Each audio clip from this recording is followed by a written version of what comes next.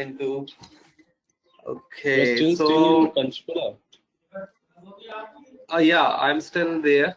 I am still there because during this lockdown. So until this lockdown is over, there is no probability of my moving from there to Delhi. And any which ways, even if I try to move from there to Delhi, there would be no option to enter in Delhi, because of Hmm. borders Border uh, sealed. being sealed. Yeah, border being sealed and everything. So that way, as long as this lockdown is there, so we'll have to manage somehow by doing uh, work from Panchkula only. So that is how things are going on. However, it is fine in terms of managing work, but it is a bit challenging at times. But uh, we can do as in if we compare with the normal way, it is quite manageable in a sense. What about you guys? I think So the Ajay was talking companies, about, yeah, yeah, go ahead. I think the big companies will now have a look for work from home in normal days and so. So like they'll be keeping this Yeah, option now. yeah, I do think so. I do think now going forward, this can be a new normal also. Given Wi-Fi speed and everything would be increasing with every passing day, things going to be more stronger and stronger in terms of the IT infrastructure that we have at home. So I do believe maybe not, if not in the foreseeable future, but in the long run, things would be this way, which we can see right at this moment. So it should be uh, more of work from home going forward for sure, because it is a win-win for both the parties, in a sense, the employee and the employer both, because the employer can also get its costs reduced if they are taking 11th floor, an entire building, right, in case so they can reduce the space which they take. They can say, okay, let's do one thing, we will have only these number of people at one point in time in office. So which makes sense, because they are able to get their things cost effective. So that is the objective of every organization. You need to have manage your costs also. So I do think, and the good thing out of this would be, if company gets a very streamlined agenda around the work from home and everything, then probably this is also possible. Like you work from another place, right? Like I work from Panchkula, maybe sitting 300 kilometers away from the location, and manage maybe 1 or 2 days in a week to go and just to work from there, then come back and then just spend my uh, rest of the week or rest of the time at home with the extended family and all. So that is also possible. That is quite possible, because now that kind of flexibility is being actually proposed, and even the big companies like TCS, Infosys, and even others also talking about the same thing. So this is quite possible in the imminent future, and let's see how things turn up. But you are right, there is there is a there's a buzz from employees, from employers together. They want to maybe want they want to make this kind of situation as a new normal or a new thing going forward, because it helps both ways, business and employees both. Yeah. What else? That's right. So you were talking about the market. So I think there could be two things. Either the market is stabilized, which is not. I don't think so.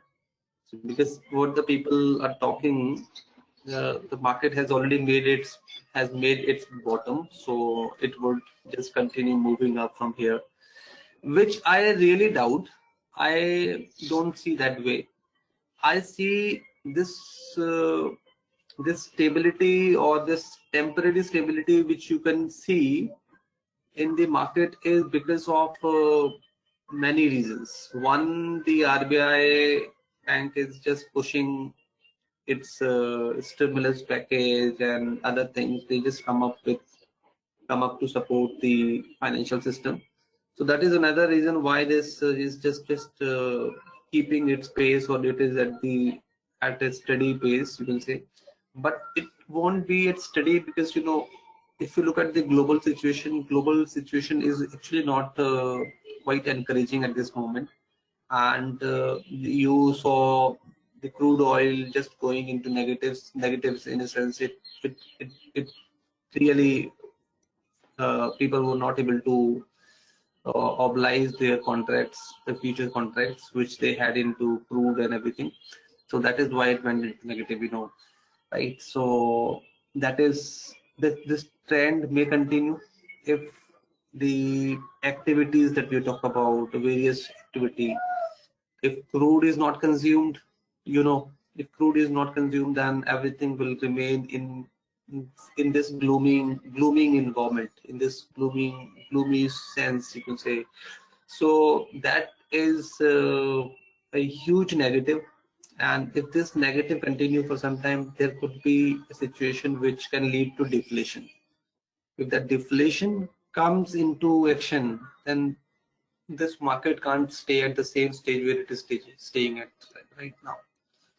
And even I was listening to one of the interviews just few days back. There is MD and CEO of Raymond Group, right? So we were hearing this thing in the news, like government may allow manufacturer to start the manufacturing unit.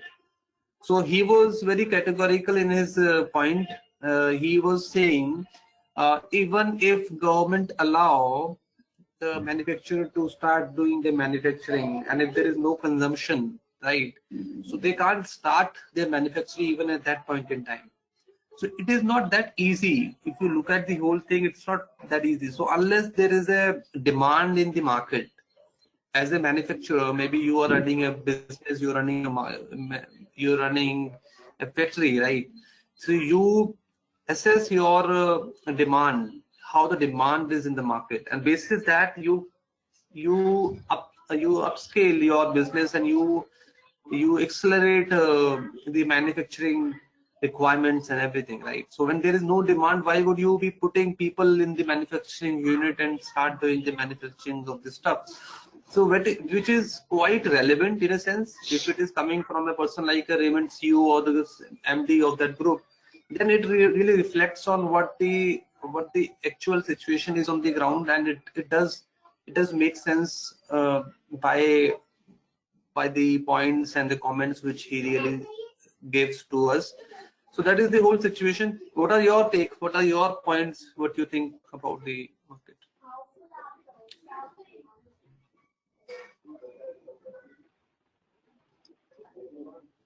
So I haven't really gone through the market Okay. for the last week, so that is why I asked you to what's the point. Okay. Yeah. So I haven't checked the market. Okay. Good morning, sir. Good morning, Ajay. How are you doing? Fine, sir. So I want to put some points from my side. Yeah. Sure. Not from the market, not from the market side, but from the point. Now you see, many laborers are now going back to their native places. Yeah. So we can see this as an opportunity for the states. So you see many laborers now who are all the migrant labor now going to their native places. So what I think this is an opportunity for the states which they missed earlier years. So what they can do, they can provide, they can talk to the industries or businessmen see that Yeah. here, please come and start manufacturing in our state, so that Hmm.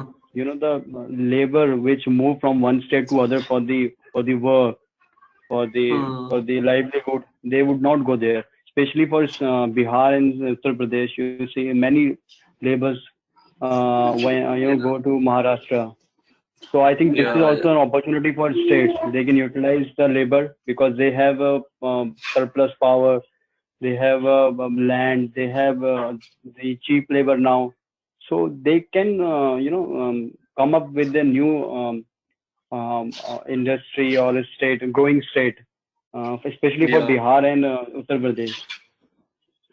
So I Right. think this Right. is also a good opportunity if we see from this point of sight. Yeah, absolutely. I do see this is the right time, because at times maybe when human beings are not able to take decisions of they are not able to take proactive decisions of managing their own people, then nature in a sense force these decisions on human being, and they should even in those situations start mending their ways of treating human being, ways of working with them.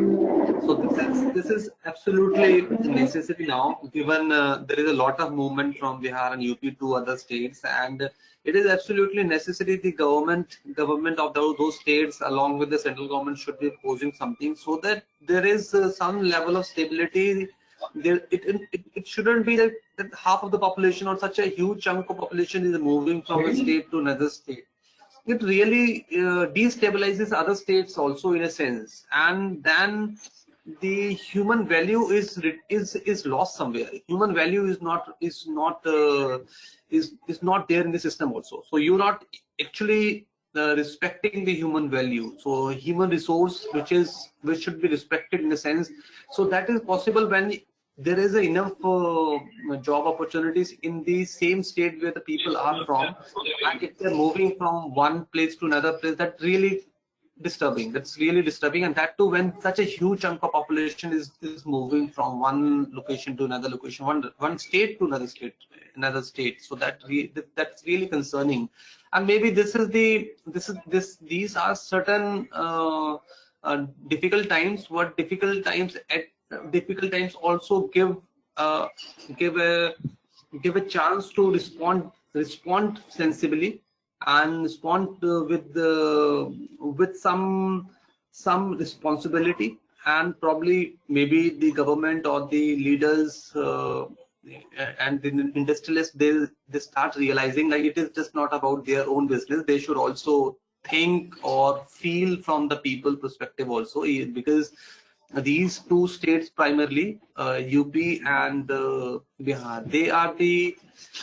they're really ill-treated in terms of the growth, industrial growth, and all, which I can feel in the last couple of decades. They have not seen uh, any bit of progress, and even if they have seen progress, that is quite slow, I will say. That is not enough, so that they're not able to absorb people in their own state. So it's a concern, I do feel, and I think people may think that way, given so many people are moving from one location, one state to another state. That's really concerning, absolutely concerning. And I think it should happen that way, right? Absolutely, it's a valid point. It's a uh, very uh, very important point, I'll say. Looking at the whole scenario and the global situation, it's necessary, because you cannot now, it's not so easy to even, because these migrants are really feeling uh, that hit. They're not able to even able to have enough resources to manage their two-time food. It is very concerning. It is very concerning, very heart-wrenching when the people can't manage two times food, right? And they're just crossing one couple of state to reach another state to manage their livelihood. It is quite sad. So someone maybe in the IT sector moving from Delhi to Bangalore, understandable, because that's a white collar job. You wouldn't be having you might not be enough, because when a company, multinational company or other company hire this, they look at from all the dimensions if the person really fits into the requirement or not. But I don't think for industries or there's such a huge requirement for people in factories and industries. So those kind of requirement can't be fulfilled by using those resources which are already available in these states. So that is concerning. That's absolutely concerning. Right, Mahendra? Okay. Yeah. Anything else, guys? Anyone before we start with the with our presentation today?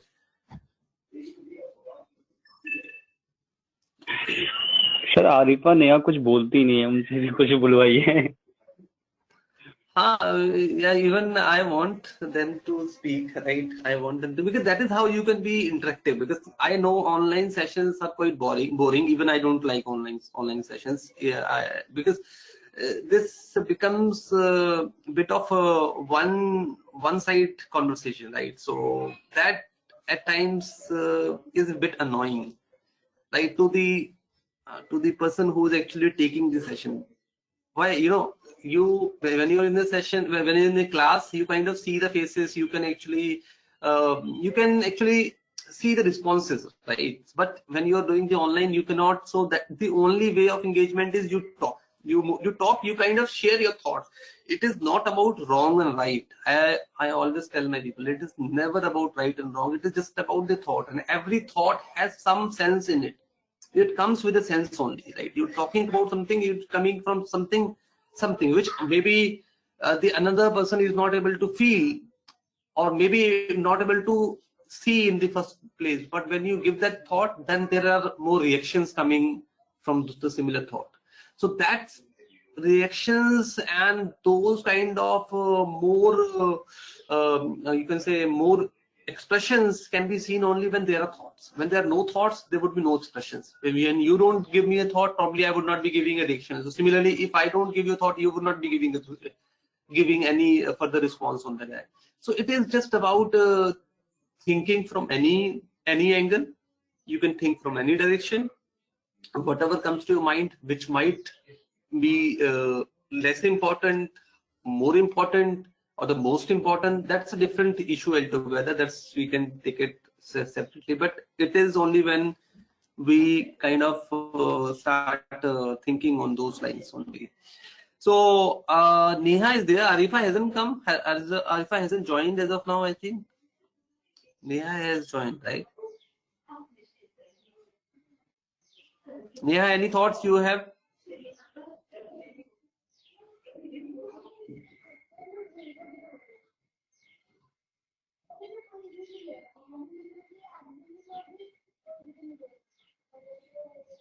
Okay, she's saying no.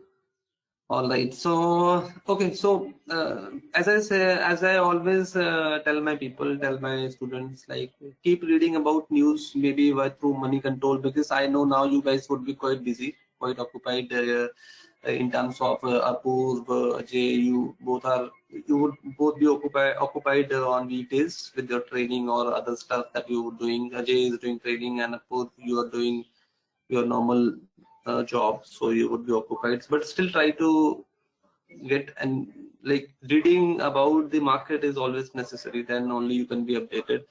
So that is how you can keep yourself updated. Okay, so let me just open up the presentation, the market risk, other risks that we were talking about. So we'll just combine every risk together in one presentation and complete it today.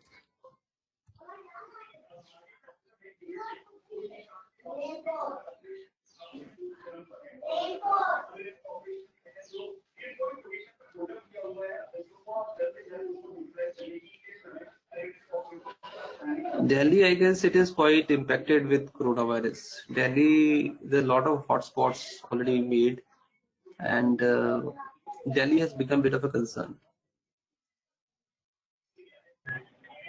Bombay. So Delhi, Bombay, yeah.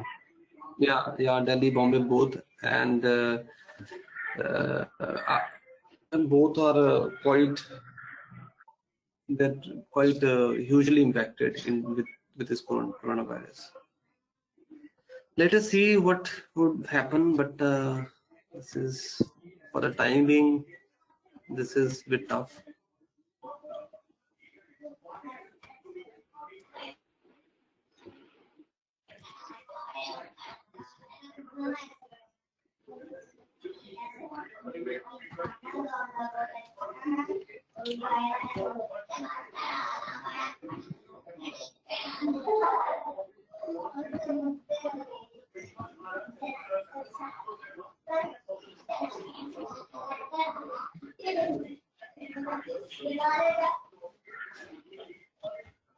Okay, so we would be covering these things in today's presentation. So risk management, market credit risk, liquidity, business risk, strategic reputation risk, systemic risk, operational mitigation of operational risk, and a couple of case studies that we will be having in this presentation.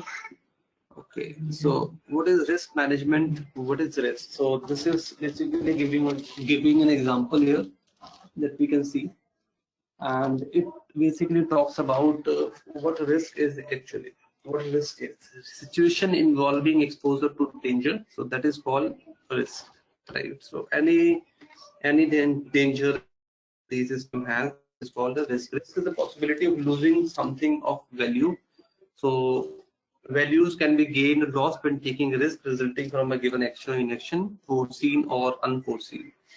So any loss in value of something, it can be from the, you can look at the same thing from the trade perspective, you can look at this thing from the normal operation perspective which you're doing.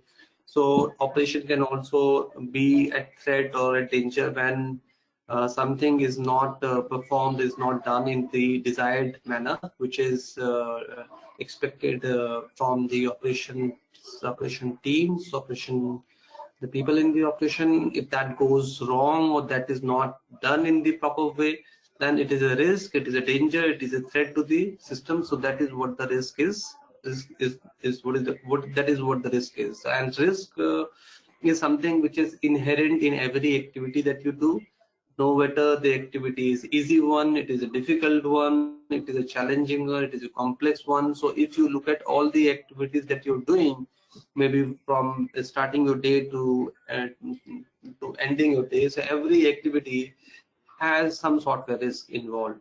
So that risk is inherent in every activity that we do, and so it is about exposure to danger. That is the risk. If anyone asks you what is risk, so it is an exposure to danger,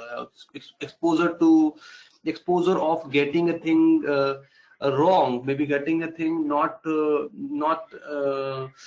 getting the thing in the desired manner. So that is a risk, right? Okay. So when you look at what is risk management, so what is risk management, as we also did bit of it into operation risk also.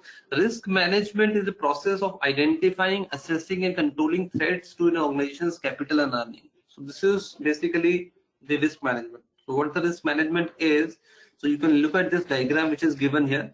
You identify risk, then you assess risk, then you control those risks, and at the last you review controls. So the controls which you are making to mitigate those risks, you constantly review those controls to keep this entire circle of managing risk effective. So that is how you keep an eye on the risk in the process or in the activity or in the operation that you're doing. So this is the way you kind of keep a strong eye. Then these threats risk could stem from a wide variety of sources, such as financial uncertainty, like the situation. And the good thing about the investment bank is when there is there's a huge uncertainty or volatility in the financial market. So investment banks are able to leverage those opportunities, and that's a good thing about the investment bank. So this moment of crisis, which is a crisis for most of the industry, most of the most of the import export, you talk about any kind of business, right? So this is an uncertain situation, which is actually a crisis moment for the business across the globe. But if we look at and compare it with the investment banks, probably this is the time when investment banks are able to make enough money, because it is a volatile environment, and investment banks are quite have a quite a high degree of expertise in managing or doing trading well when the situation is volatile. So that is how, just to give you a perspective, like if it is really difficult for the investment bank, if somebody asks you in this volatile time, is it really difficult for investment bank to manage their affair? I will say it is difficult, but at the same time, investment banks are quite quite quite smart enough, quite well prepared to manage volatile situation, and at the same time they are able to enhance their risks, not the risk, the profits, I will say. They are able to enhance their profit in these situation as well. So just come back to the same slide here. Okay, so these threats or risks could stem from a wide variety of sources. So where these risks come from? These risks, you can say, come from these points which are given there: financial uncertainty, legal liabilities, strategic management errors, accidents, and natural disasters. So these are the risks, broad risks, which have been categorized, and these have been categorized from the financial organizations point of view. Right, so financial uncertainty, legal liabilities, strategic management errors, and then the natural disasters and everything is also the risk which every organization has. Okay, moving on. So this is another workflow, or the process flow for managing the risk is given here. Identify risk exposure, then measure and estimate the risk exposure, and then assess effects of exposure, and at the same time find, if you look at another arrow, another this flow that's given here, find instruments and facility to shift or trade risk. So that is the hedging basically we are talking about. We can hedge our risk also by taking certain instrument or certain financial products which can hedge your risk or shift or transfer those risks to other areas, and assess cost and benefit of instrument, right? But while you do that, while you are actually transferring your risk by taking the hedge and everything, you need to assess the cost and benefit of the instrument. So it shouldn't be that you're too much you are deploying too much cost in these instruments, which are counter effective. So that is always a point while you are buying or taking those positions in the financial product. So assess the effects of exposures. Coming to this portion, form a risk mitigation strategy. Then you form a risk mitigation of study, avoid, transfer, mitigate, and keep, evaluate performance. So this is the risk mitigation technique that you have. So you can avoid your risk by making control system effective, or by transfer is the hedge system, by mitigate is again avoid is bit of overlapping with transfer, I will say, because avoid, you can either you deploy some third-party people, so you directly don't take take a risk. You basically give it to some third party, or you kind of take an insurance also. Avoid and transfer kind of bit of the overlapping also. Mitigate, you build more controls. Keep, you kind of you accept risk. You say, okay, let the risk be there. I will manage. I will just face the risk. So no matter what the situation is, you keep that risk, and the risk is there, but you kind of build an acceptability for the risk. So that is how the risk mitigation strategies are there. So risk mitigation strategies, you just need to remember, and this is proper workflow which is given here, and this you can always use whenever you think of about risk. So that is how the risk is actually it is actually seen and sorted in an organization. That is the proper workflow that we can say. It's a very simple workflow, but that is how you can kind of think of managing your risk. Anything? Sir, what? Yeah. What Yeah, go ahead. what can be the difference between avoid and keep in the form of a strategy Yeah. mitigation? Yeah, so avoid is basically, I will say avoid is here you are asking a third party. So avoid would be you are avoiding, in a sense, you directly not taking that risk. So you would be deploying a third party to take those risks, or you can say you kind of take an insurance policy. It is so that is why I'm saying avoid or transfer is kind of an overlapping. So here, if you transfer in the form of taking a hedge position, so that is a transfer, right? So avoid is basically you are asking another third party to take those risks, not you directly taking those risks. And keep is basically you are ready to take those risks. You are taking a naked position, you can say. You are taking a naked position for risk. So you say, let the risk come, I accept it. I accept it. So you may lose, you may win. So that is the situation when you go with the keep thing. So keep is more harmful. You know the risk you are taking can really be difficult to handle if it surmount your ability to manage or tackle risk. Then it could be quite dangerous. Quite dangerous. So keep is you basically say let the risk come. You accept the risk. That is what the keep is.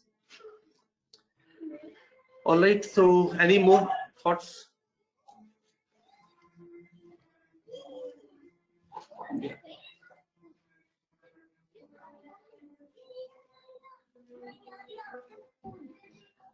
Okay, so I will move on. No, sir. Okay. Okay, then the risk management is how firms actively select the type and level of risk that it is appropriate for them to assume. Most business decisions are about sacrificing current resources for future uncertain returns. Risk management and risk taking are two sides of same coin. Together they drive all other modern economies. The capacity to make forward-looking choices about the risk in relation to reward and evaluate performance lies at the heart of the management process of all the enduringly successful corporation. So risk management and risk are two sides of the same coin, right? So how well you manage risk, that is how effectively you are able to counter the risk in the system.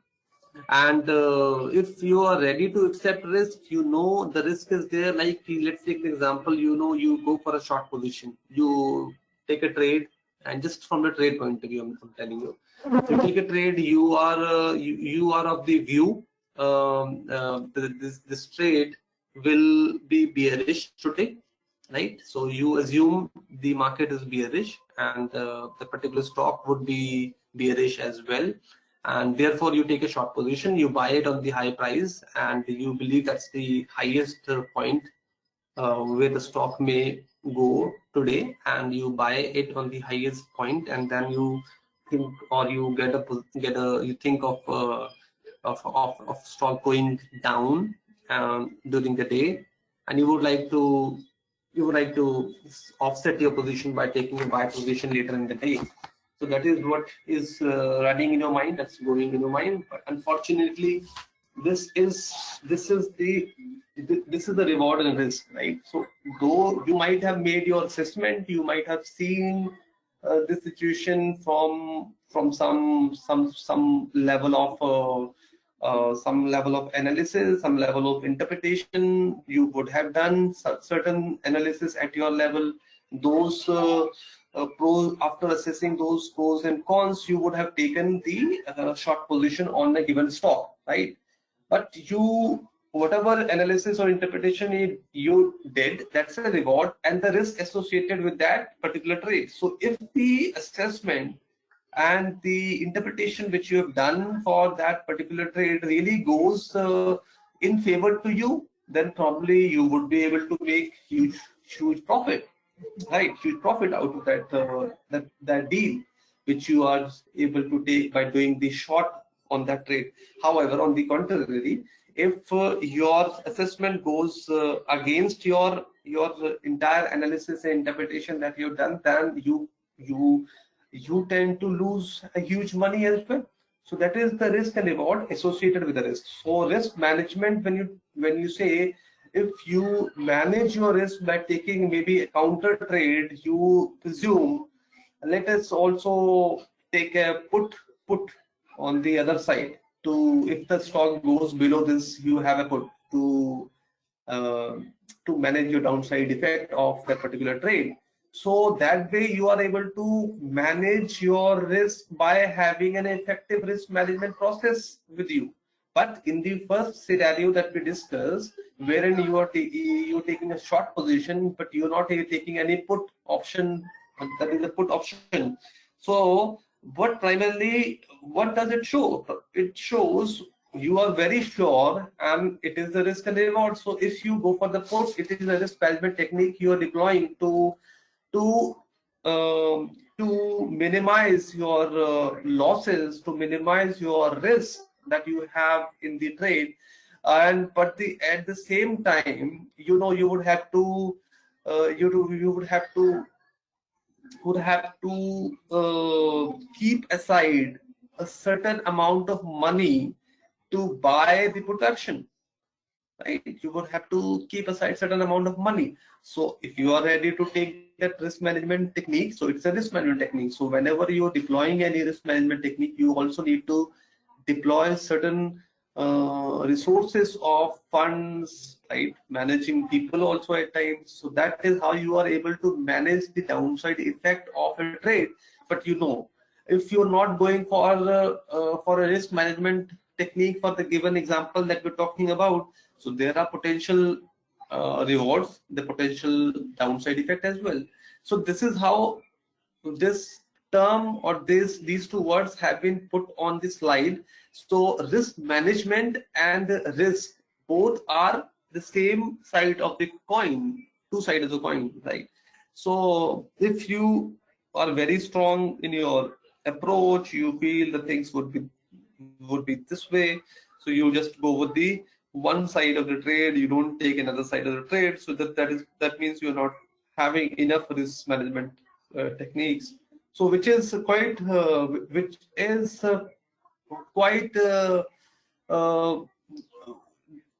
quite strange. If I look at this thing from the financial institution, it would be quite strange, because financial institution do uh, don't do their transactions in such a manner, because they do have enough risk management techniques while they go for the trading and they really deal with a huge portfolio. So they any which ways need to have enough risk management techniques so that they can manage those risks effectively. So that's the example which I've given you about the short position and then having a put and all. So to have to relate like what I'm actually talking. So if you don't take the put option, so that means you definitely have a higher rewards, but you also have a higher downside risk. Okay.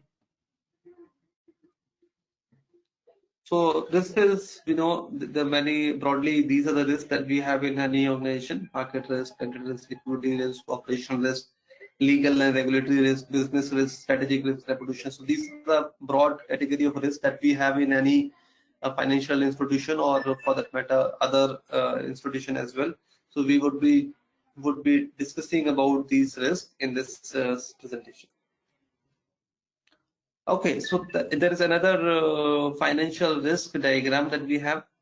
We can categorize in two broad pieces, because these are the major risk areas for the financial institution. If we look at a financial firm, financial company, these are the two areas of risk which are very very critical.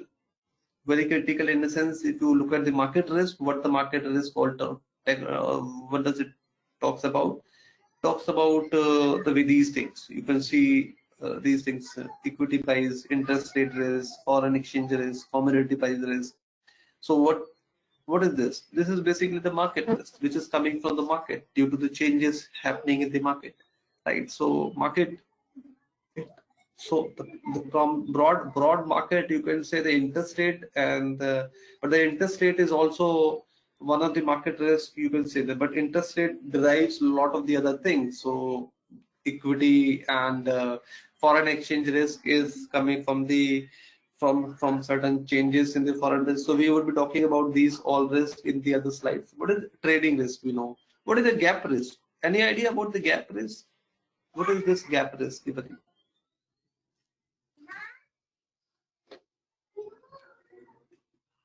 Gap risk? No idea, sir. No idea. So gap risk, I just give you, maybe I can give it a hint to, because that way it looks to be very broad. If we just look at this word and try to guess the meaning, so it would be quite broad. It would not be feasible for anyone to give a proper answer about what is gap risk. So if I compare it with the trading only, gap risk, I need to look at this gap with the trading point of view. So you okay, so there is a term in the trading only. You would have heard this term, because when you look at the technical analysis and everything, especially when you read through this information, you will find this word using gap up and gap down. If anyone has heard this word before, and gap up and gap down.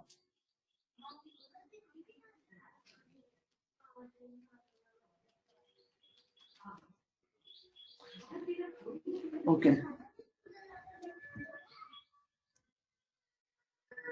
Okay, so just to give an like what is gap up and gap down. So gap up is, if assume a trade, maybe the IRCTC, because IRCTC is my favorite, you know. So IRCTC is there was trading at 1300, maybe. I'm not sure what the price right now, but it would be close to 1300 something. So 1300 is the price. That's the closing price yesterday, right? And today it opens at 1370, right? So there is a gap of, that's a huge gap. It's a gap of 70 points. It is just going up by 70 points, right? So that risk is called gap risk. Similarly, it can be gap down also. It may open up with it was 1300 at the end, and it opens at 1250 or 1230 for that matter. So this kind of risk in the market is because of the volatility, because of the other factors which are written there also. So that is a gap risk that the system has, right? Then there are general market risk, and specific risk can be specific to the one particular company due to the valuation, due to the company not performing well, due to the company not able to generate enough profits, and also those are the specific risks which can be related to one particular organization. Then the credit risk we can look at on the slide, the transaction risk, right? Then the portfolio concentration risk. So when you look at transaction risk, transaction is a trade, you can say one trade which you are having with the counterparty. So that trade could be a riskier one. It could be assuming it is a credit default swap that you're taking from one of the insurance company.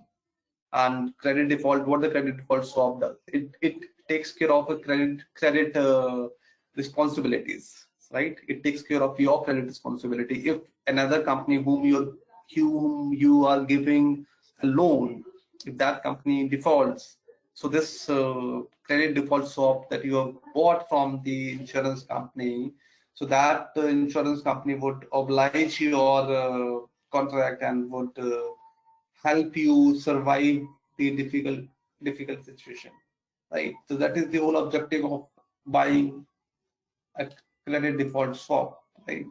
But you know, this is a very trickier instrument. It's not that it's quite challenging thing, though it looks quite simple. But it's not that simple. When an organization defaults, there could be a lot of things which may come into action, and it might become difficult for an insurance to pay you the entire claim that you have. So it could be difficult for. There is a term that we read in collateral while we were reading perfect your claim. Perfection risk. Perfection risk is the term that we read in collateral chapter. Perfection risk is perfection of claim. You can't have a perfection. So you might be having an obligation from another party to fulfill that obligation, right? So that obligation may not be fulfilled fully, may be fulfilled partially. So there are a lot of factors when such deals are executed, because for any organization for that matter, if that goes down, it is a really a very big credit event, right? So whoever has given an insurance or default swap, credit default swap, so that becomes quite a trickier deal to execute and to actually process in that difficult time. So if we look at this transaction risk, we can compare the transaction risk with taking a transaction with one of the parties. So that transaction risk would always be there. And portfolio concentration risk, what is this? So this basically says you have trading with one party, with counterparty, you have got the similar kind of transaction, similar kind of securities placed in the same portfolio, one kind of security, one kind of trades you are doing with that counterparty. And if in case that particular product that you are trading into, that product is by any reason, for any reason that product goes down in the market, maybe you're dealing with a party as in gold. Just give an example. So you're having a portfolio concentration of one particular asset class. If that asset class is not functioning in that moment, so that is again a very big risk. That is a risk to your entire system, entire operation, right? So that is the portfolio concentration. Then the issue risk, the issue is basically the product which has been issued by the issuer.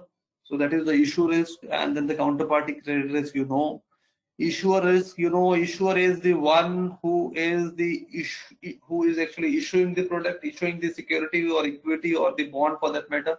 If that issuer goes bankrupt, that issuer goes through a difficult or turbulent time, then the people who have bought those products from the issuer would be in a difficult situation as well. The example which I mostly talk about is the Vodafone Idea, right? So Vodafone Idea is the organization which is struggling at the moment, and if they get some relief, then they still would require enough time to revive their entire operation, to revive their company. So it would take time. It is not easy for them. It's gonna take time, even when there are certain level of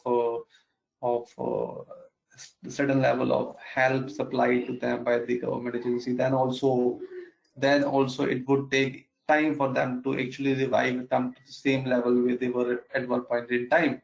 So that is in one part of the thing. So that is how the issuer risk is there, counterparty risk, credit risk, So counterparty, it can be a retail customer, it can be your institutional customer, any counterparty it can be. So for the bank who is giving a loan to a retail customer, that is a counterparty. If that loan is not paid off within the deadline, so if there is no regular EMI coming from the customer, then it is a risk which the bank is having with the counterparty, with the customer. So that kind of a risk is termed as counterparty credit risk. Any question, guys? Anything that comes to your mind, maybe?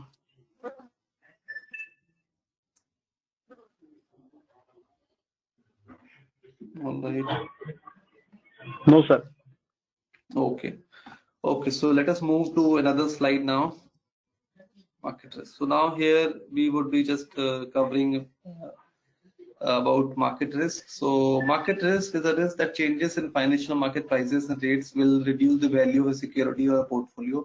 So market risk, broadly we can say it is a risk which is comes from change in the interest rates or the fluctuation in the prices of various products which are there, right? So primarily the rate is the main driver for the market risk.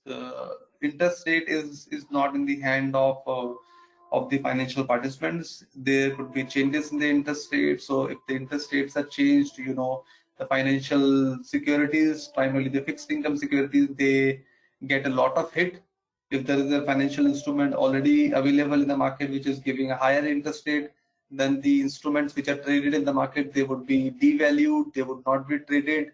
So there would not be enough interest for the customers. So those securities would be traded on discount, right? So that is because of the interest rate.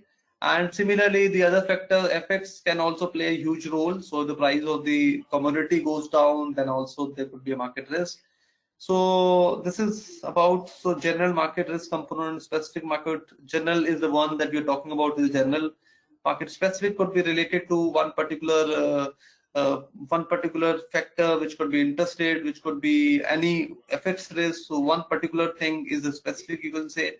But broadly, specific market risk can be related to one particular organization also, right? One particular, in a sense, certain things are not working out for that particular company. So those could also fall into the specific market risk component.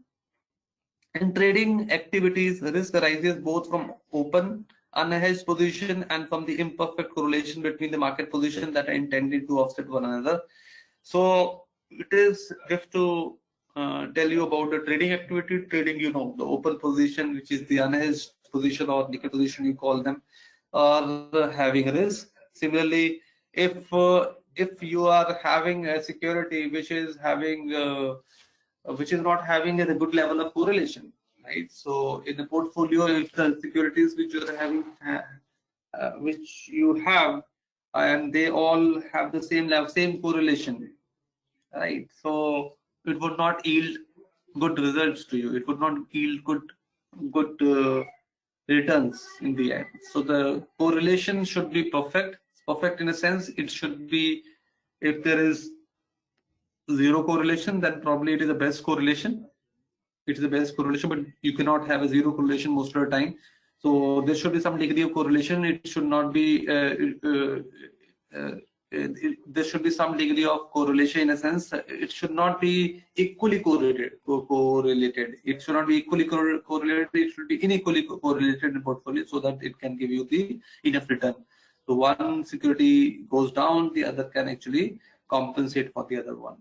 So that is how you manage your risk in a portfolio. That is how you manage your risk in a trade that you're taking. If you are taking an open position without hedging it, then the risk and reward are equally high.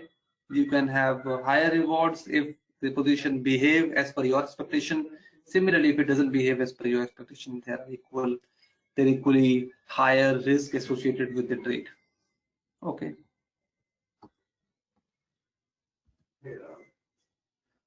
Okay, so we will not be spending much time here. You already know about these risks. What is interest rate risk? What is equity price risk? Simplest form of interest rate risk is the risk that value of a fixed income security will fall as a result of an increase in market interest rate, right? So this we know because if you talk about the yield is the component comes with the help of how do we calculate yield? We calculate yield by price divided by the coupon, right? So coupon is basically the interest rate, right? So if interest rate goes up, or so that is how your yield would be impacted. That's the interest rate risk. Equity price risk. This is the risk associated with the volatility in the stock prices. Right. General market risk of equity refers to the sensitivity of the instrument, a portfolio value up to change in the level of broad stock market indices. So you would have seen when the Nifty is not behaving good, so your normal portfolio or normal stock, I will say, not portfolio.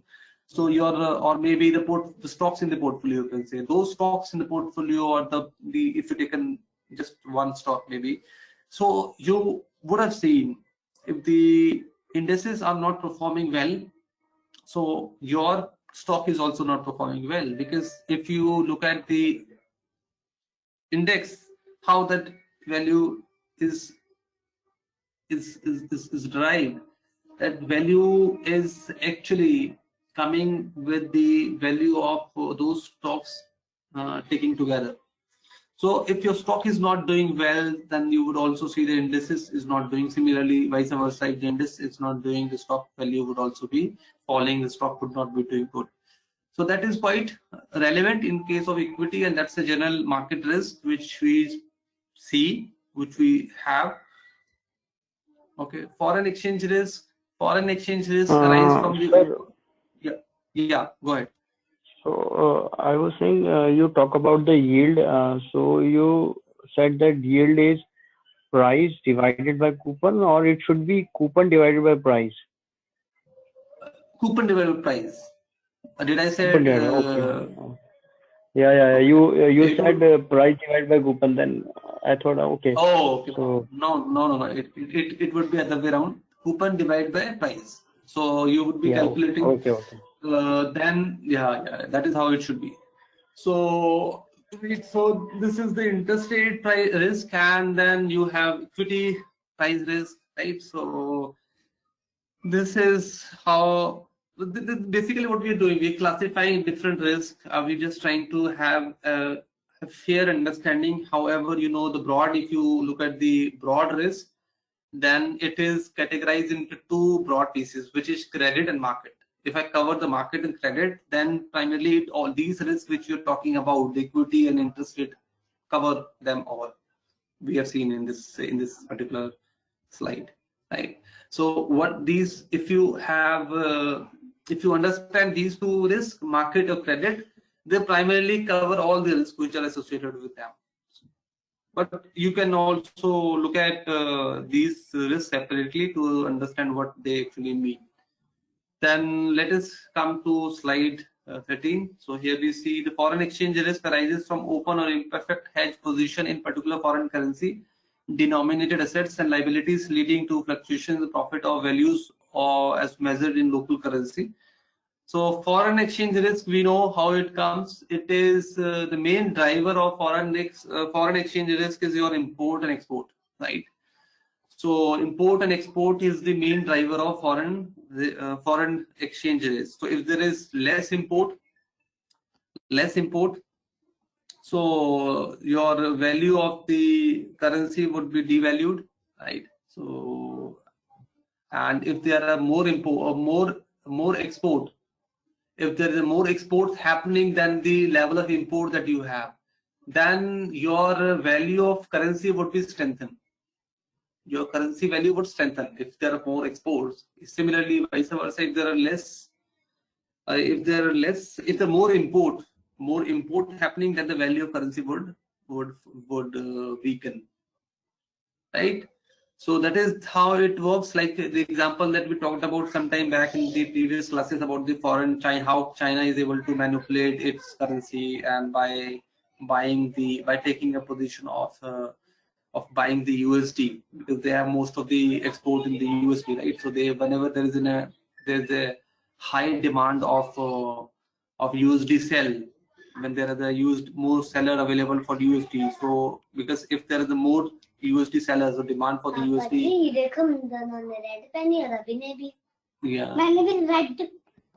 ठीक है.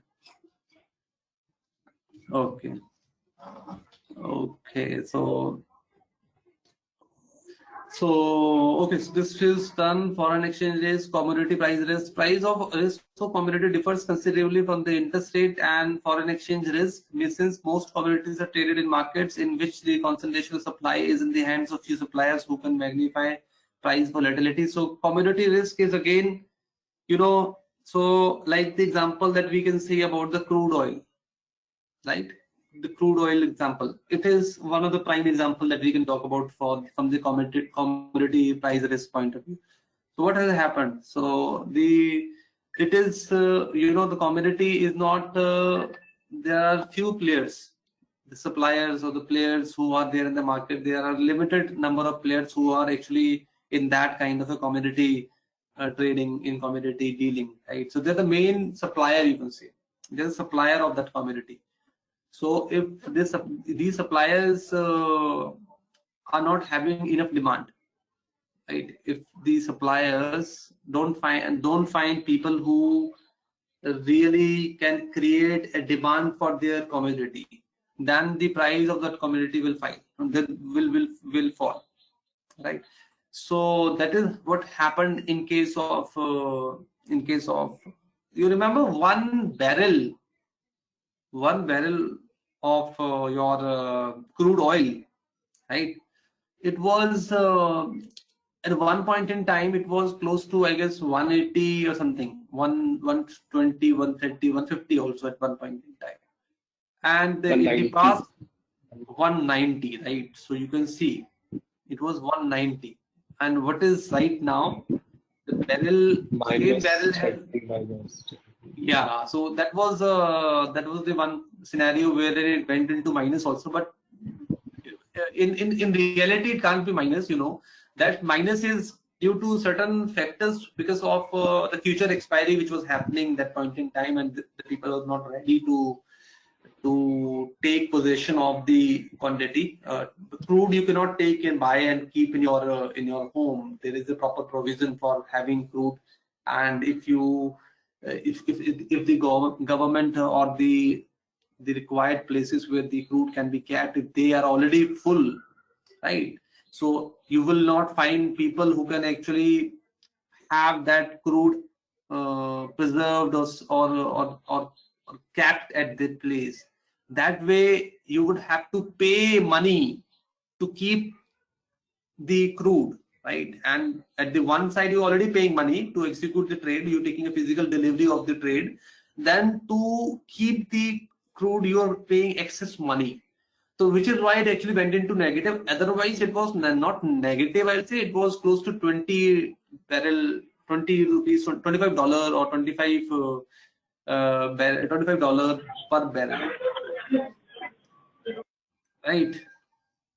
Okay, and what is one, if you compare one barrel, how much one barrel has in liters? Any idea? Any clue? One barrel, how much a barrel? One barrel equal to 1,000 Yeah, ton, I think. Just guessing. one. Okay. Any more guess? Maybe. Any more guess? Because what I read it somewhere. Uh, it is one barrel is equivalent to 159 liters. 159 liter. 159 liter, yeah. Can you please Google, maybe if you find some information? I read it somewhere. One barrel is equal to 159 or 160 approximately, you can say 160 liters of your crude.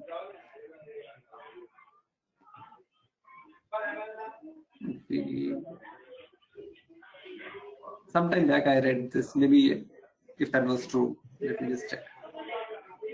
Yes, sir, you are correct. Yeah, it's so that would be, yeah. So that is some time back. I was reading some articles, so that this actually came. I was reading. All right. So I move on. What is time right now? So I'll take 5 minutes maybe. Then we will take a pause for 10 minutes, and then we'll begin again. Okay, Okay. sir. So let me just finish. So okay. So we can take pause right now because it is already 10:05. So we can begin at 10:15. Right? Yeah, sure, sir. 10:50 Okay. or 10:20. 10:20. Yeah. Okay, sir. Okay. Okay.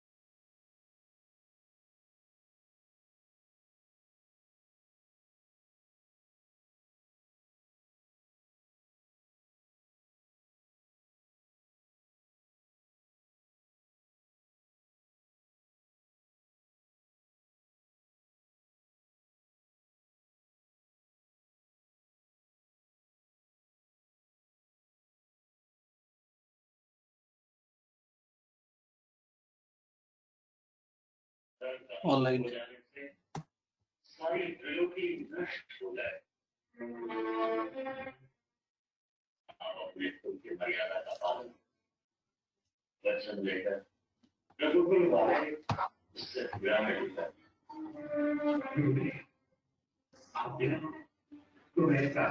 Yeah, everyone there?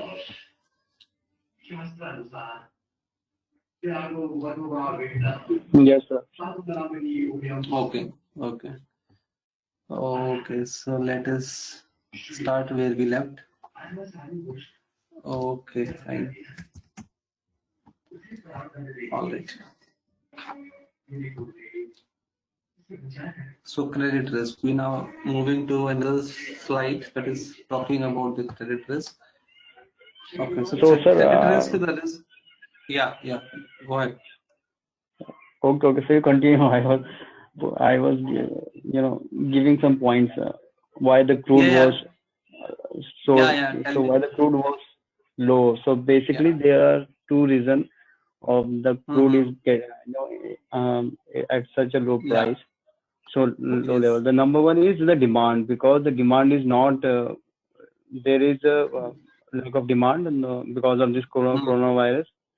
Yeah. And the second was the storage of a crude oil.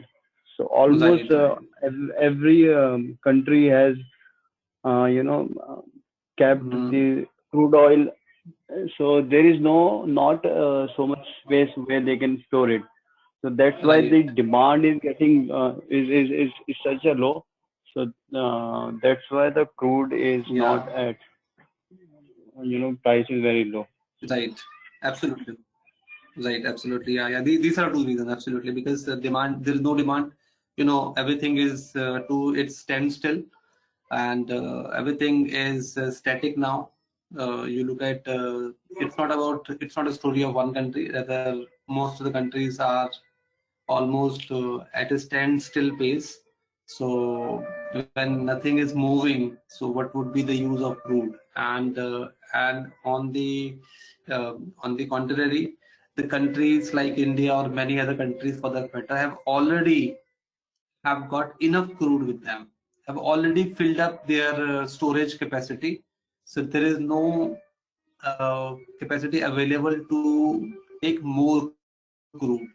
So, but the production of crude is not being stopped. Production of crude is still going on, and the hard fact is it's not easy to stop the production of crude. That's the hard fact. Why? Because this drilling and everything happen from the ocean. The drilling happens in ocean, and there is a huge cost involved in doing the drilling and setting up everything. So, if a country think of stopping the production, so it would involve the same level of cost again to restart the production. So setting up again, which really takes a lot of monetary cost, and that is the reason why these countries, the countries which are Gulf countries and also Russia, why they are actually not stopping the production, because they realize the starting the production would again take a huge toll on them, and they're not ready to bear that expense. That's the whole thing. They are hoping the situation to go to a to the normal situation, which is not looking quite uh, quite quite quite soon. Because if you look at the entire thing, there's a probability this may continue for some time. So that is the whole reason. So demand is going down, storage is full, right? So this is the whole reason why this actually going to the negative side, because you say it's really going bad now. Absolutely. Okay. Now coming to this slide. So credit risk is a risk of an economic loss from the failure of counterparty to fulfill its contractual obligation, or from the increased risk of default during the term of transaction. So this we know already. So what is credit risk? This we already know very well. Right? This is just to put it in the words or the statement on the lines. You can say, so credit risk is basically the risk that you receive from the credit credit borrower, who is borrowed credit from you, and if that person or that one entity fails to repay its credit, that is a risk which any party has. So that is basically termed as credit risk in a very simple and very uh, very easy to understand uh, form. Okay, what is liquidity risk?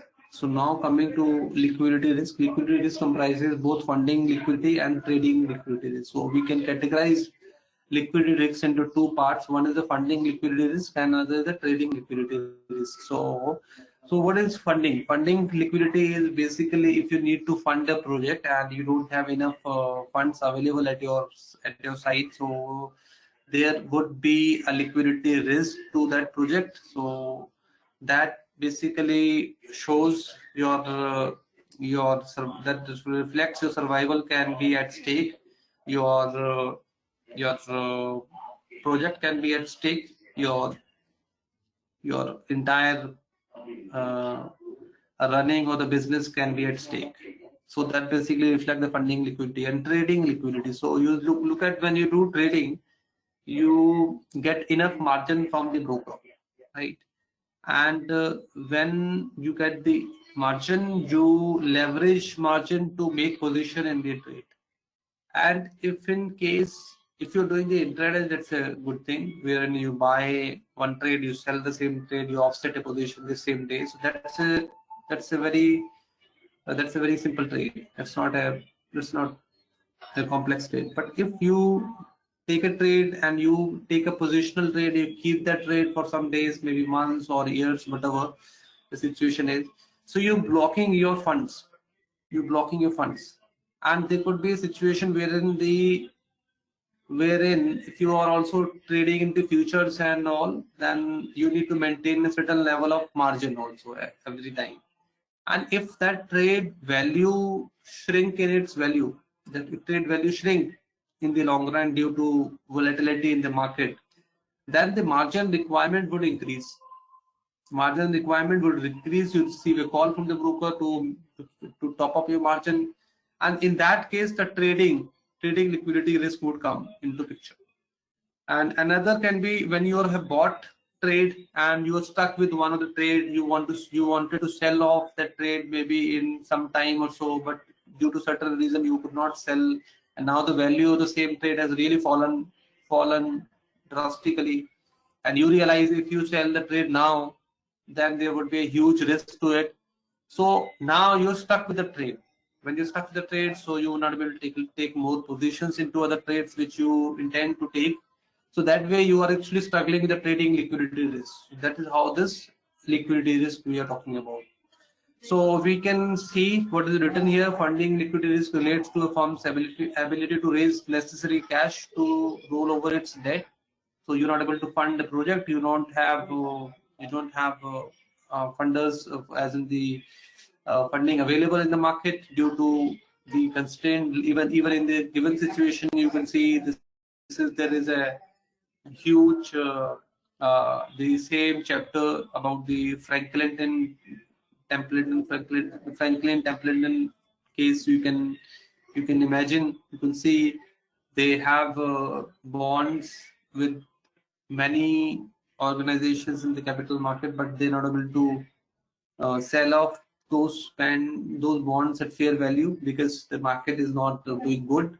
So even if they sell those bonds in the market, they would not be able to generate enough cash flows, and those cash flows wouldn't be sufficient enough to take care of the investor requirement, which as a capital they have taken from those investors to those mutual funds. So it is quite clear, if the requirement in the market is not enough, then even the bonds can also struggle to keep up its basic requirement, which is of basic return requirement. I'm saying, in a sense, we know bond pay quite less. They pay 6%, 7%, 8%, 9% at max. But if there is no liquidity in the market, if there is no liquidity, then the bonds can struggle too. And this is the situation in Franklin Templeton reflects the same thing, They have bond exposure with a lot of the organization, and those bonds are not readily redeemable in the market given at this crisis situation. So that is because the bond market is also not liquid at this moment, and I will say liquid only when you are able to sell off something at its fair value, as we discussed in the previous classes also. It is not you are not able to sell bond. You may be able to get a buyer who can buy your bond, but if it is bought at a discounted price, then it is not termed as liquidity. You would be able to sell your house at any moment for sure. There would be some buyer to buy the house, but the liquidity would be termed as it would be liquid only when you are able to sell something at its fair value. That is the liquid thing, I will say. So that is why this mutual funds are also struggling. Then the second point mentioned, meet the cash margin collateral requirement of parties, right? So that we have discussed, satisfy capital withdrawals, funding liquidity risk can be managed through holding cash and cash equivalent, setting credit lines in place, and monitoring buying power. So this is just given how you can actually manage your funding liquidity. So it basically talks about you need to have enough cash reserves to take care of funding requirement. So that is the only solution. So that can be in the form of a credit line from the government, from the regulator, like in case of this entire fiasco of Franklin Templeton announcing they would be closing down six of their debts fund. So this really led to a lot of panic and chaos in the market, and because of that, even the other mutual fund who were dealing into debt mutual fund, they were also in a huge confusion how the market would respond and how the investor would respond to them, if there could be more pressure on them in terms of redemption of their mutual funds and all. So that point in time, you realize what happened. RBI actually came up with a special liquidity vehicle of amounting to 50,000 crores, right? So that is what the liquidity is all about. So if you don't have enough liquidity, there is a possibility the other entities can also go bust, right? So that is the credit line, you will say. You have a credit line, either it can be the internal credit line, it can be supported in credit line which the financial institution can have from the central bank like RBI, or maybe the other players who can facilitate the liquidity requirement. Okay, so with this, the liquidity thing is covered on this, and moving to other side, legal and regulatory. So this here we have got things quite compressed. We're not talking in detail about various other aspects. So I'm just keeping it as compressed as possible so that we can cover all the risk in the shortest time possible. And then the last class we would be having would be on reconciliation on the next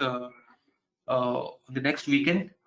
And then if you think there is something missing, probably we can discuss about that later on. You can just you can ping me, you can drop message on WhatsApp, we can talk about other things also.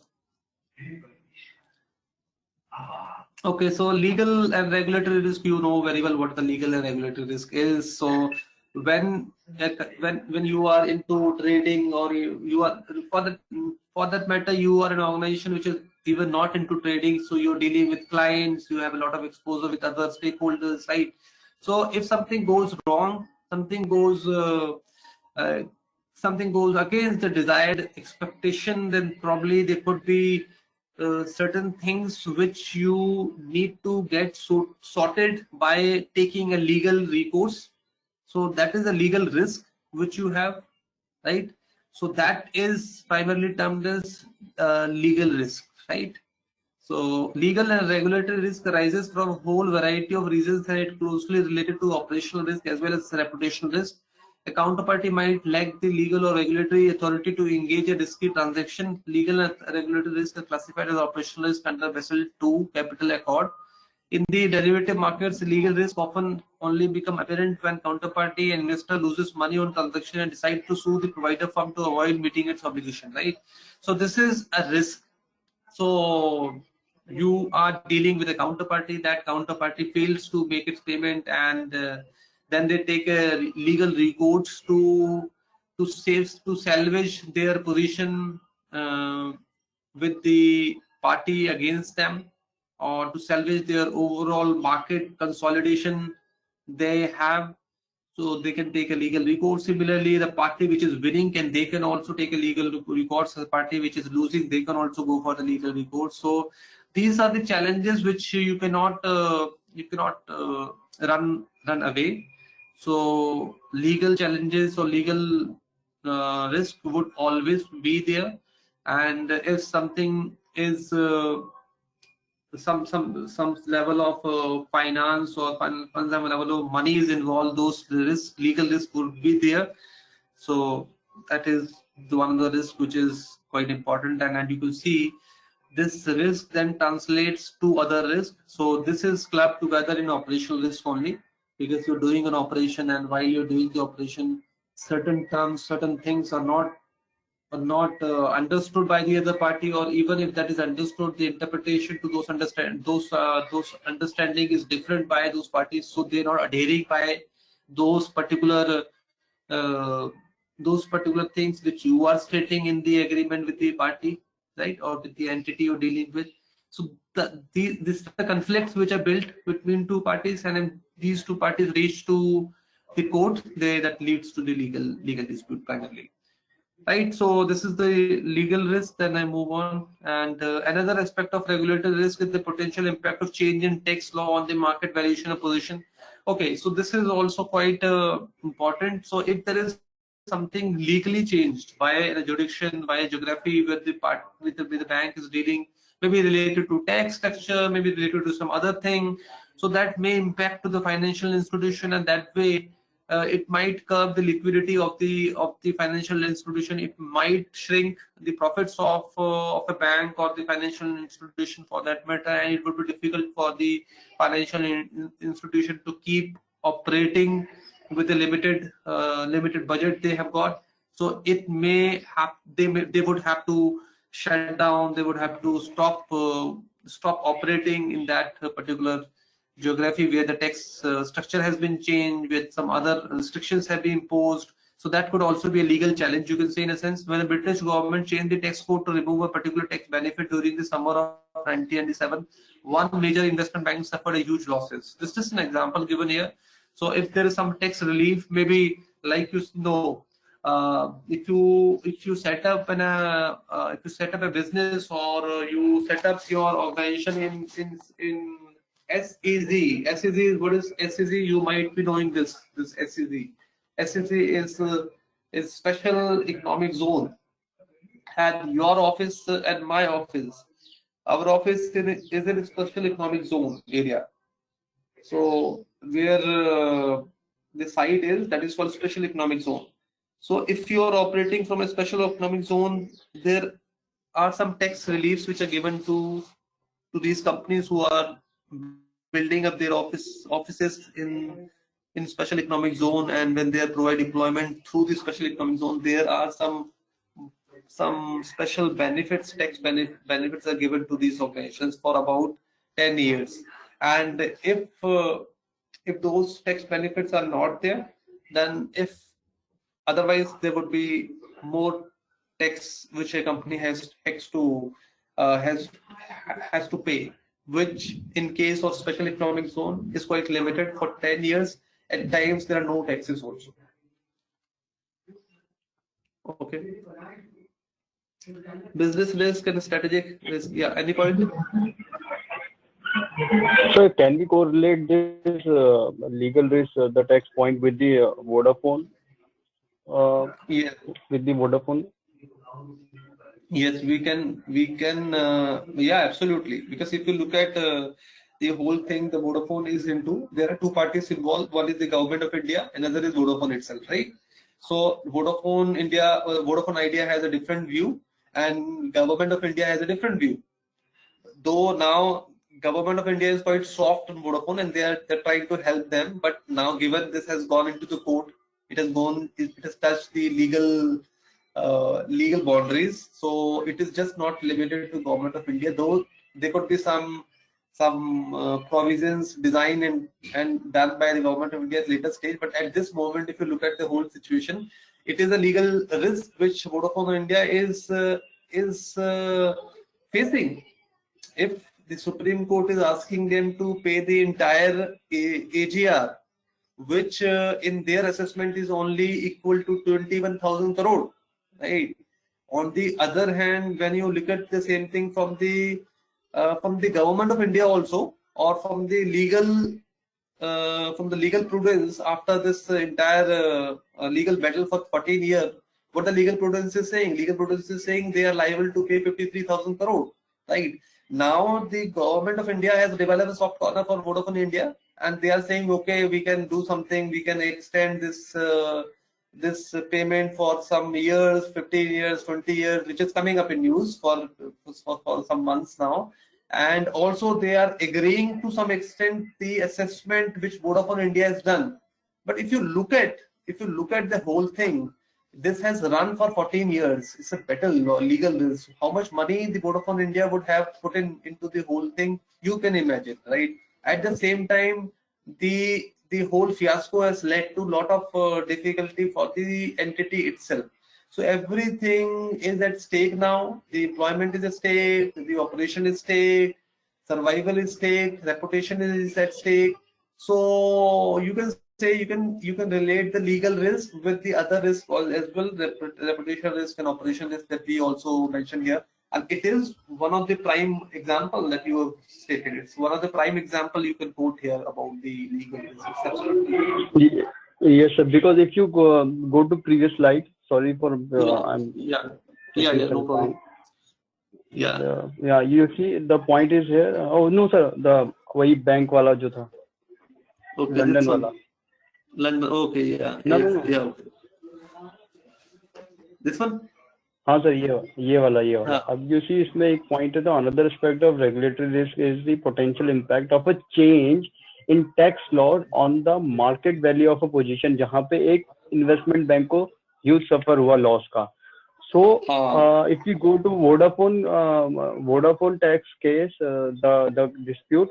So what at that time when the finance minister was this P. Chidambaram, so what he did, so he changed the law and उसने retrospective tax impact लगा दिया था telecom companies पे.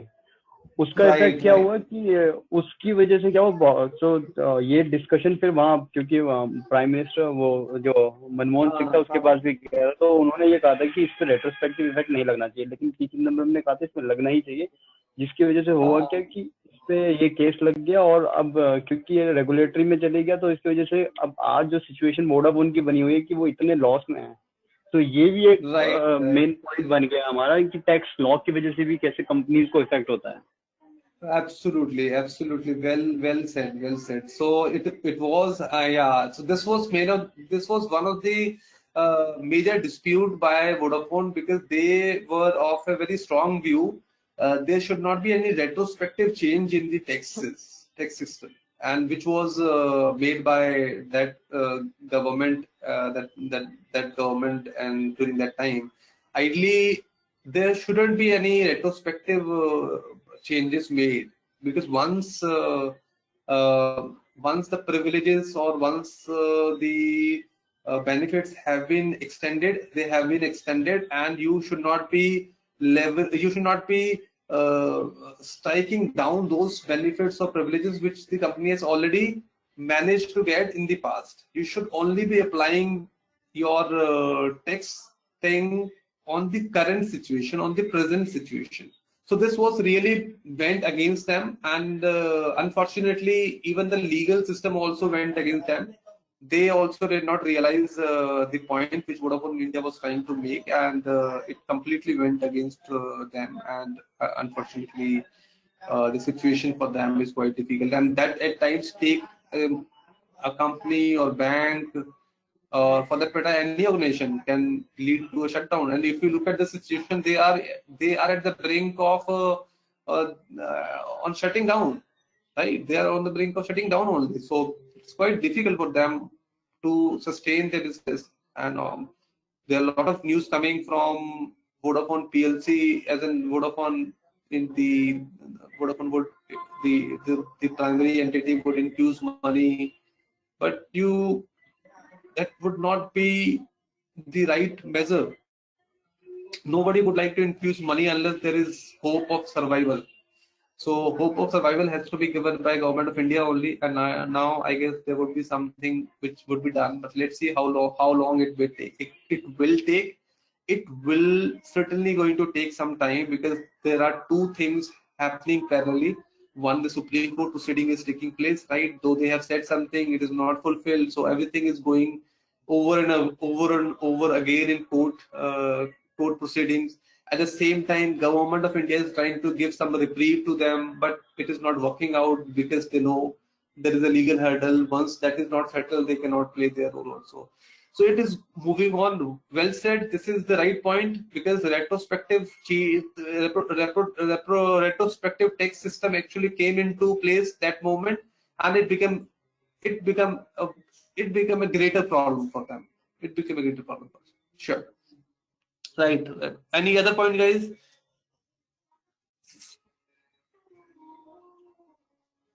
Okay, so I move on. Okay, so business risk and strategic risk. Strategic risk, you can understand. Business risk is, again, it is the demand of product, price that can be charged for those products, and cost of producing and delivering products. It's a business risk. So it can also be because of the turbulent time, because of changing technology. You can say it is a business risk. Changing technology, changing demand in the market, or the customer response to a particular product, particular thing. So that, over the years, over the time, things do change.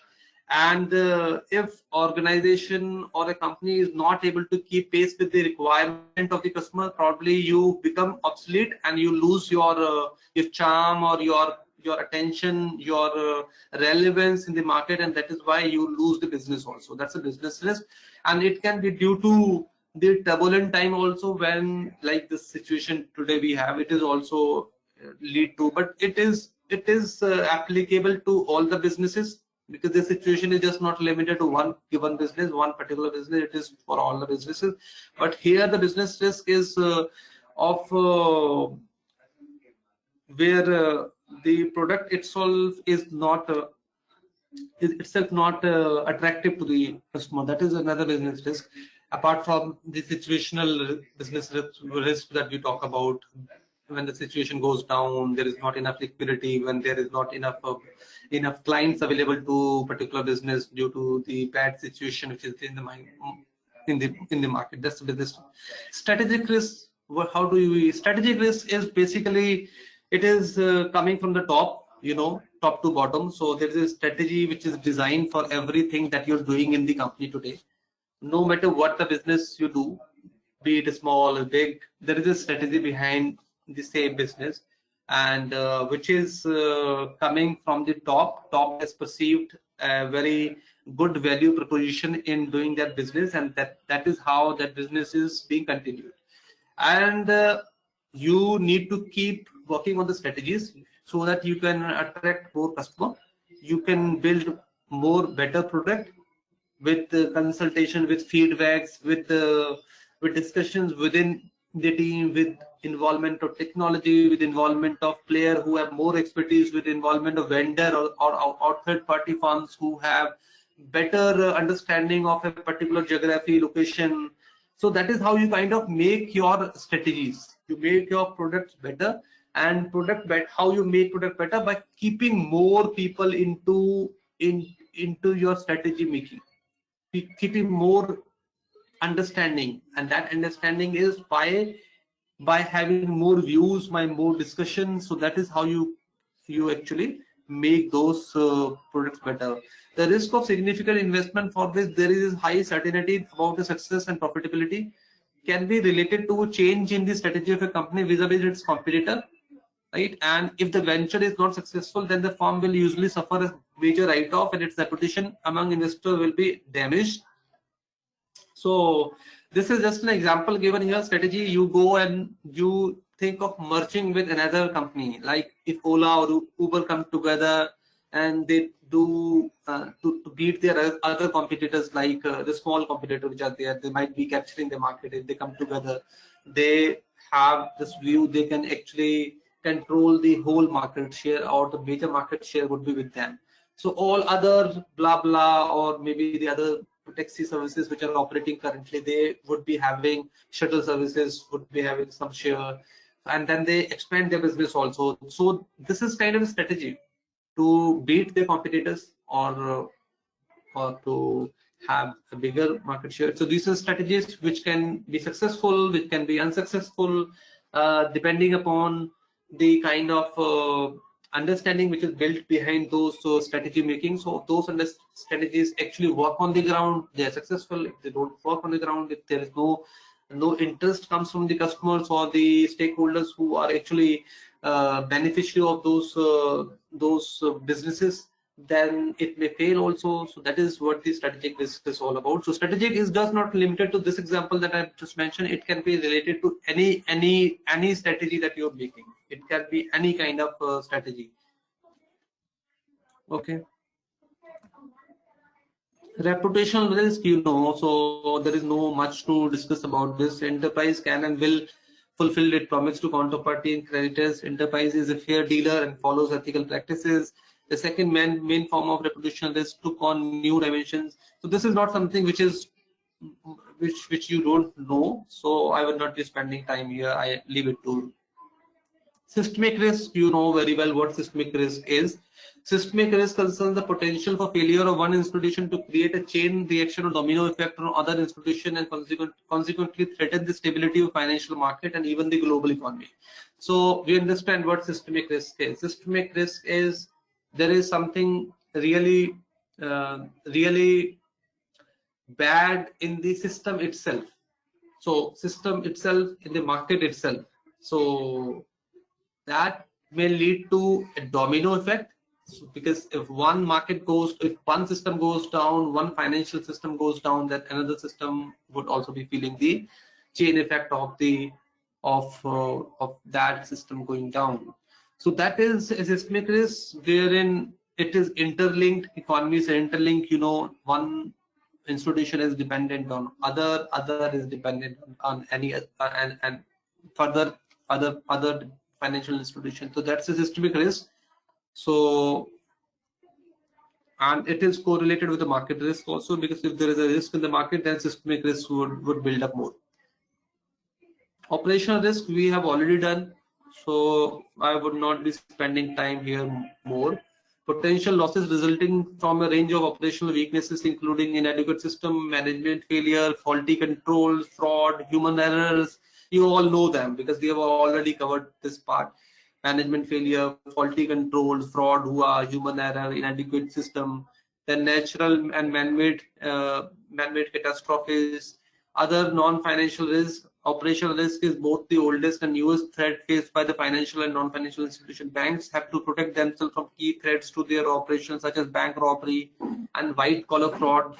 White-collar fraud is basically the fraud done by the humans, right? One who are sitting in the position of authorities. They have access to certain information which can be of their advantage to make money out of them, or to misuse those information for some other advantages which they have. So that is the white collar fraud which is mentioned here. So these are the risks which we also. Process risk, people risk is incompetency. Fraud is the people risk. If you look at here, this is called fraud. Process risk is model risk, model mark to market, mark to model error. Transaction risk, you can say execution error, product complexity, booking error, settlement error, documentation, contract risk, operational control, exceeding limit, security risk, volume risk, system and technology, system failure, programming error. So this all would be called the operational risk. External events, earthquakes, I will just move on because this is the same information more or less. So this you already know, so I would not be putting more attention mentioned here. Increasing complexity, just a simple thing. So I'll just move on. This is again related to operational risk. This is the same point, more or less the points which were discussed in the Basel Committee to set out the revised set of principles for management of bank operations. This was the point. So nothing much. This is because some part of the Basel operational risk we covered in the yesterday's chapter. Mitigating operational risk. Major banks have struggled to control operational risk. Early 2010 billion in operational risk losses since 2011. It is just to give an example how much loss banks have suffered in the past on account of operational losses. So that is key to effective operational risk management is training people to anticipate what could go wrong, especially when a business unit is about to do something new.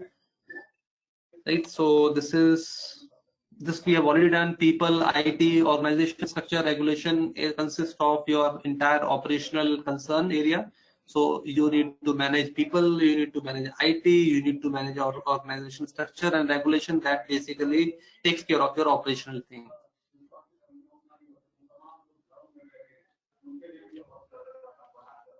Problems can arise from operational risk, intentional legal breaches of policy and rules, sloppy execution that we have already covered in the other slides.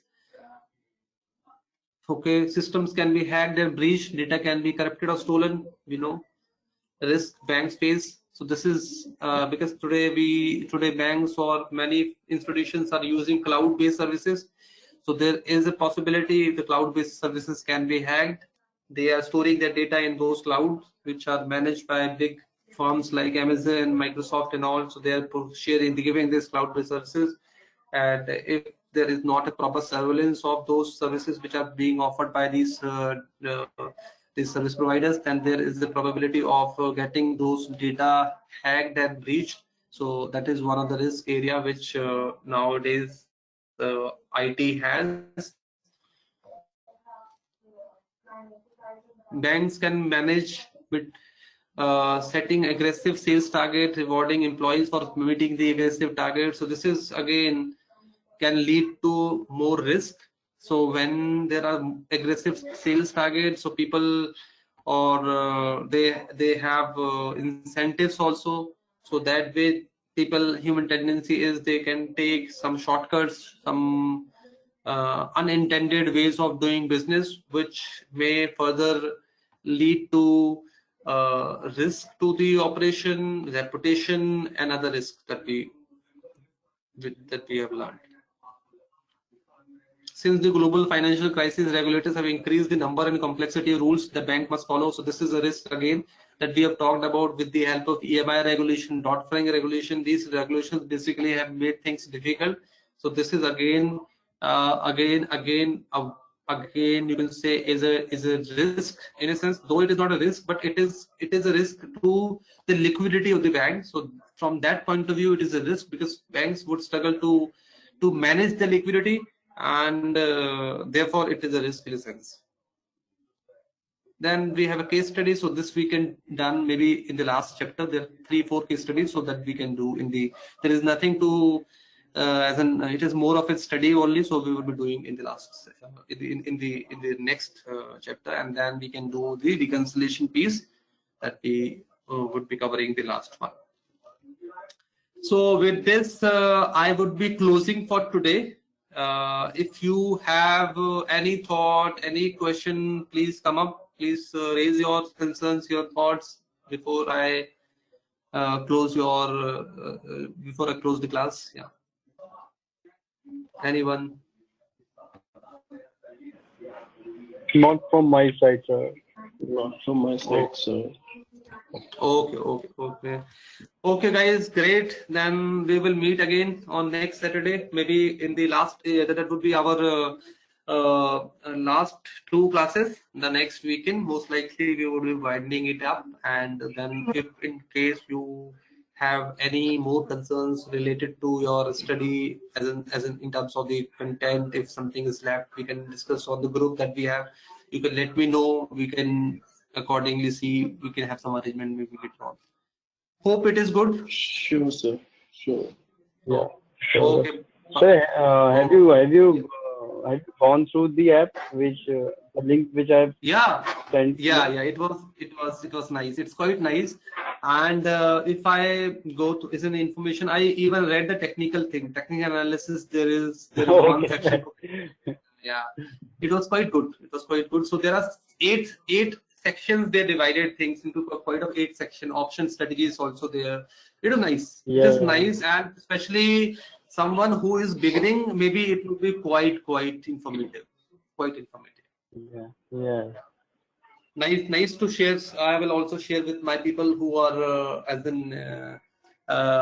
who at times ask me, maybe you can give me some information, so I can also refer it to them so that they can also use it. It is nice to share information with others also, because that way we increase our knowledge, and we tend to learn more and more things. That is the best way. That is the best thing.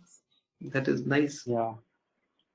Yes. ठीक है guys, तो मैं फिर close कर रहा हूँ. Okay, sir. Bye bye. Okay, bye bye. Take care. See you. Okay.